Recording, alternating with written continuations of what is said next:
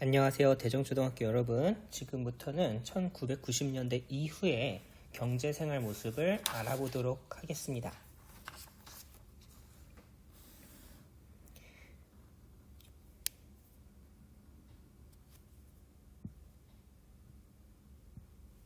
(1990년대) 이후의 경제생활 모습인데요. 1990년대에는 국내 기업들이 컴퓨터를 개발하고 생산하기 시작했습니다. 그래서 개인용 컴퓨터의 보급이 확대되었고 관련 산업도 생겨나기 시작했어요. 선생님이 1990년대에는 학생이었는데 이때는 컴퓨터가 집에 이제 보급이 되기 시작했어요. 근데 이때 컴퓨터들은 지금 컴퓨터랑 상당히 달랐습니다. 지금은 막 컴퓨터 하드가 막 1테라, 2테라 막 이렇게 되잖아요. 이때는 하드가 한 256메가 이 정도 있어요. 그래서 뭐 게임을 만약에 한다 그러면 지금 여러분들이 지금 게임을 설치하잖아요. 그때는 게임을 이런 디스켓에 이제 게임이 들어가 있어서 이 디스켓에 한 7장 정도 갈아 끼면서 게임을 할 수 있었어요. 디스켓은 나중에 검색해서 찾아보면 어떤 모습인지 알 거예요. 그런데 컴퓨터와 가전제품의 생산이 늘어나면서 핵심 부품이 반도체가 되게 중요하게 됐고요. 1970년대부터 반도체를 연구하기 시작했던 우리나라 기업들은 1990년대에는 세계적으로 뛰어난 반도체를 생산할 수 있게 됐습니다. 뭐 대표적인 거는 삼성도 있고 그리고 하이닉스라는 회사도 있어요. 자, 그 결과 1996년에는 우리나라는 반도체의 세계 판매량 2위를 달성했고 반도체 강국으로 설 수 있었습니다. 1960년대 후반부터 정부와 기업은 정보와 사회랑 경제 발전을 위해 전국의 초고속 정보통신망, 다른 말로 지금 하면 인터넷을 할 수 있도록 회선을 까는 거예요. 근데 예전에는 인터넷을 어떻게 했었냐면 집에 전화기 있거든요. 전화기에 모뎀을 연결해서 인터넷을 했어요. 근데 이렇게 하면 이 인터넷을 하는 동안은 전화가 되지 않아요. 그리고 요금도 엄청나게 많이 나왔어요. 한 달 막 전화 요금이 막 15만원 막 이렇게 나와서 선생님 친구들은 막 부모님한테 혼나거나 이런 친구들도 많이 있었습니다. 그래서 이제 기존에 발달했던 산업들도 정보통신의 영향으로 많이 발달했고요. 처음에 인터넷이 시작할 때는 인터넷을 많이 할 수 있는 건 아니었고 상당히 인터넷 하기가 좀 어려웠어요. 속도도 지금 대단히 느렸었고요. 그런데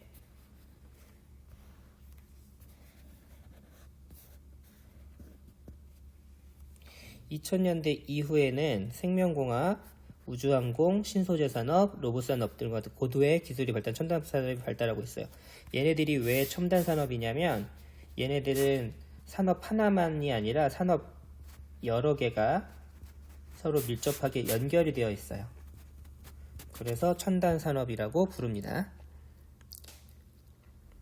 그래서 사람들에게 즐거움을 주고 삶을 편리하게 해주는 다양한 서비스 산업들이 발달하기 있었는데 대표적으로 문화 콘텐츠 사업, 지금 K-팝 이런 것들이라고 생각하면 됩니다. 그리고 의료 서비스 산업. 우리나라에는 해외에서 많이 우리나라로 수술을 받으러 오기도 해요. 여기서 말하는 수술은 뭐 심장 수술이라든지 다양한 것들이 많습니다. 그리고 관광 산업, 제주도가 되게 대표적인 예였죠. 그리고 금융산업, 이거는 뭐 은행이나 이런 것들을 얘기하는 겁니다. 지금 여기 보면 신소재 산업이라 그래서 미래에는 이런 모습이 될 거라. 근데 이거는 이제 스마트폰이에요. 스마트폰이 접을 수 있는 스마트폰입니다. 지금 뭐 갤럭시 폴드 뭐 이런 개념이 아니라 저 액정을 접었다 폈다 해서 인터넷도 하고 할 수 있는 것들이 되지 않을까라고 추측하는 거고, 로봇 산업. 이미 지금 이때 로봇은 이제 터치하고 이 터치 패널만 사용할 수 있는 로봇이었는데 지금은 이미 뭐 4다리로 걸어 다닐 수 있는 로봇들도 있고 2다리로 뛰어다니고 하는 로봇들도 만들어졌어요. 문화 콘텐츠 산업, 이건 아까 말했죠. K-팝 이런 것들을 얘기하는 거고, 의료 서비스 산업, 해외에서 우리나라로 의료 서비스를 받으러 오기도 합니다. 그래서 우리나라의 경제는 새로운 산업의 발달로 더욱 성장하면서 국제사회의 위상이 높아지고 있으면서 국민들의 생활은 더욱 풍요롭고 편리해집니다. 그래서 이 새로운 산업의 발달로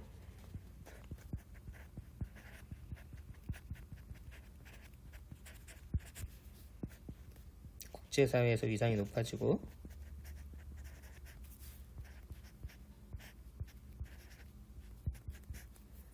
그리고 국민 생활이 편리해지고 있어요.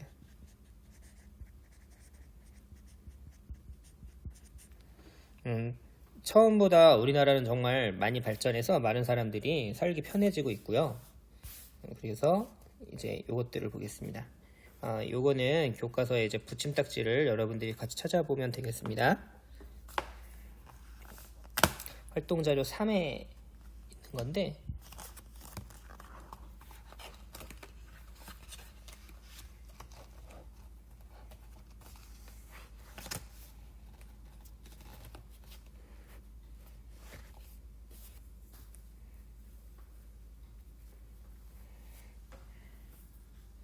자, 여기서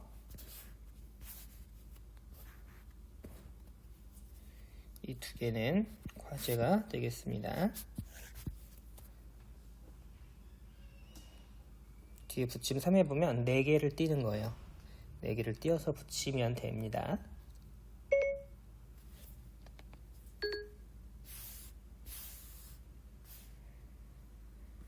자, 요거는 우리나라 국내 총생산 그리고 국민 총소득 두 가지는 다른데요. 어떻게 다른지, 국내 총생산은 우리나라에서 1년 동안 이만큼을 만들었어요 라는 뜻이고, 1인당 국민 총소득은 우리나라 국민 한 명이 이만큼의 금액을 우리는 만들었어요 라는 뜻이에요.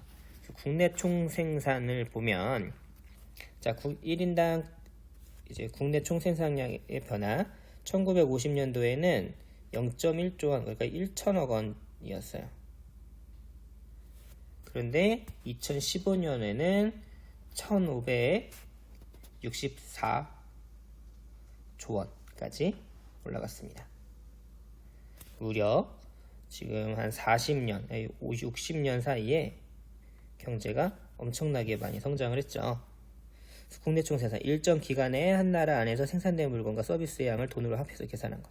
그래서 위에 그래프는 뭘 나타낸가요? 그래서 국내 총 생산의 변화를 나타낸 거고,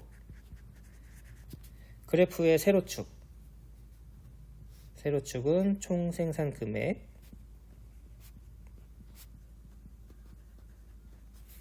가로축은 연도. 1960년도 이후 우리나라 국내 총생산은 급격하게 성장했습니다.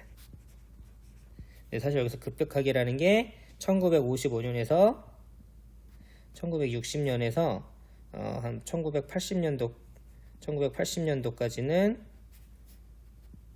변화는 별로 없었어요. 근데 그 이후에는 85년 이후에는 급격하게 성장했죠.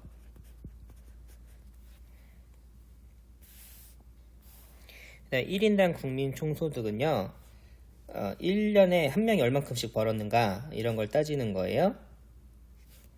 근데 1955년에는 1인당 한 500만 원 정도를 벌었고요. 미안해요. 500만 원이 아니라 0.5니까 5천 원. 1인당 5천 원을 번 거죠. 근데 2015년은 1인당 3,074만 원 정도를 벌었어요. 그래서 국민 총소득, 일정 기간에 한 나라의 국민이 벌어들인 소득을 그 나라의 인구로 나눈 것. 1975년 이후에 국민 총소득은 어떻게 변하고 있나요? 자, 1975년 이후에, 자, 75년에서 80년까지는 거의 한 3배가 변했고요. 여기서는 2배, 여기서도 2배, 2배, 그리고 여기도 한 1.5배 정도 꾸준히 오르고 있습니다.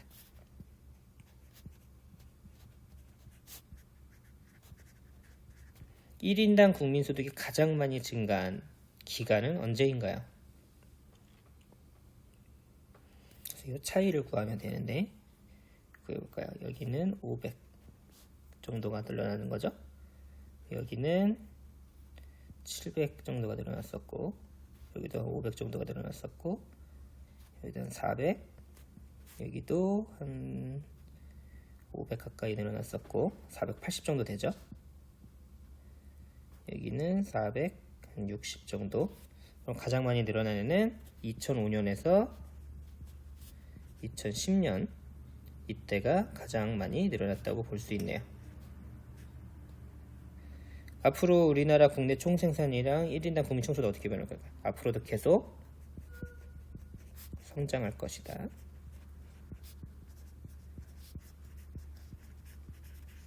라고 볼 수 있겠죠. 그럼 여기까지 잘 들어줘서 고맙습니다.